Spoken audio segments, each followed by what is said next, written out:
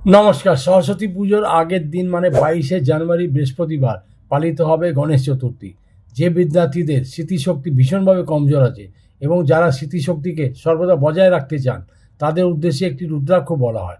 রুদ্রাক্ষ বলা হয় গণেশ রুদ্রাক্ষ। যে কোনো বয়সের মানুষ গণেশ রুদ্রাক্ষ ধারণ করতে পারে। তারা সারা জীবন স্মৃতিশক্তিকে চিরজীবন কাজে লাগাতে পারে।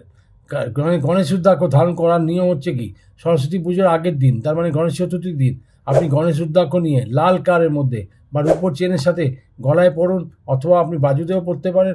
এটাকে গণেশজিকে ছুঁয়ে তারপর গণেশজির একটা মন্ত্র আছে, সেটাকে 108 বার অবশ্যই পড়বেন। মন্ত্রটা হচ্ছে বক্রতুণ্ডায় হোম। আপনাকে আবার বলছি, গণেশ চতুর্থী মানে সরস্বতী পুজোর আগের দিন কিন্তু পালিত হয়। আর বক্রতুণ্ড হোম মন্ত্রটা এটা অবশ্যই পাঠ করবেন। বক্রতুণ্ড হোম বললে গণেশজি আপনাদের মধ্যে স্মৃতিশক্তি, জ্ঞান শক্তি, বিদ্যাশক্তি, বুদ্ধিশক্তি সর্বদা ভরে রাখবেন। আর যে কোনো বয়সের মানুষ এটা ধারণ করতে পারে। সব বয়সের মানুষরা পড়তে পারেন। যাদের স্মৃতিশক্তি একটু কমজোর হয়ে গেছে, বৃদ্ধ বয়স হয়ে গেছেন, তারাও ধারণ করলে অতিশয় শুভ ফলাফল পাবেন।